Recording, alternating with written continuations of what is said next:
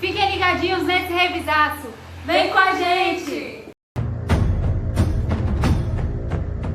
Pessoal, hoje a gente vai estudar a Segunda Guerra Mundial. A gente vai entender esse contexto onde se passou a Segunda Grande Guerra. Então, assim, para a gente entender esse contexto, a gente vai ter que lembrar também, recordar a Primeira Guerra Mundial, onde muitos países saíram fortalecidos dessa Primeira Grande Guerra e outros saíram com rixas, né, rixas contra outros países, muitos saíram acabados economicamente. Então, em todo esse contexto, a gente vai recordar aí de Japão. Japão vai se tornar uma grande potência imperialista, né? Ele vai conquistar muitas províncias aí chinesas que eram ricas e muito férteis. Então, assim, ele vai crescer economicamente, vai se fortalecer e vai se tornar um grande país imperialista, assim como a Alemanha, a Itália. O nazismo alemão, ele começa a mostrar as suas garras. Então, Hitler realmente ele mostra para que veio, né? Então, ele mostra para os alemães que eles precisavam de um espaço vital. Então, com isso, ele vai reafirmar o serviço militar obrigatório,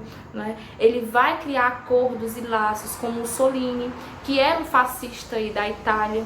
Então, assim, com essas, vamos dizer assim, com essas alianças, com essas novas alianças, Hitler começa a querer derrubar a democracia.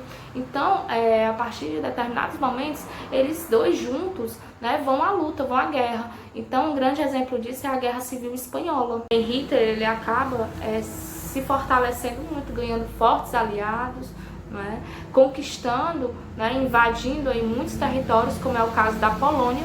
Né, ele invade aí a Polônia em 1939, né, e a Inglaterra acaba reagindo contra essa invasão, que é o caso aí que a gente vê aí o grande estopim, né, para a Segunda Guerra Mundial entrar nos eixos, né, vamos dizer assim.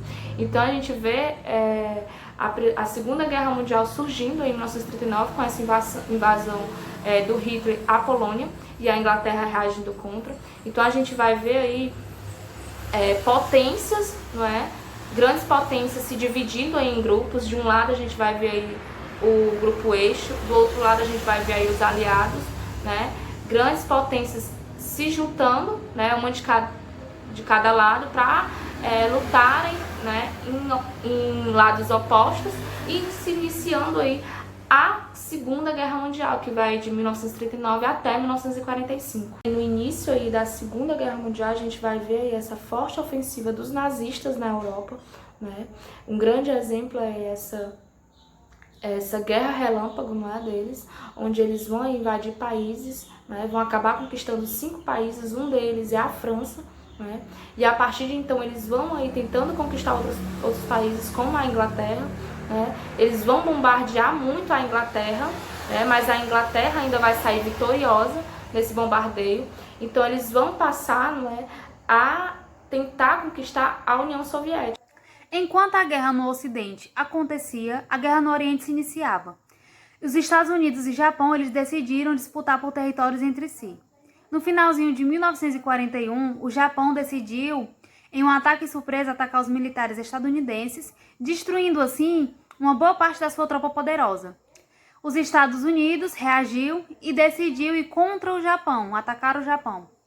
E em 1942, o Brasil ele se aliou aos Estados Unidos e depois disso os navios deles foram destruídos, então eles decidiram declarar a guerra ao eixo.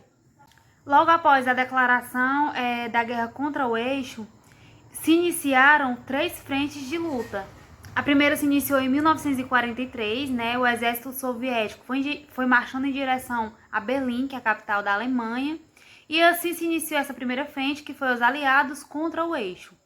A segunda também se iniciou em 1943, só que em junho, né, os aliados foram em direção à Itália e chegaram lá, ficaram contra a Alemanha.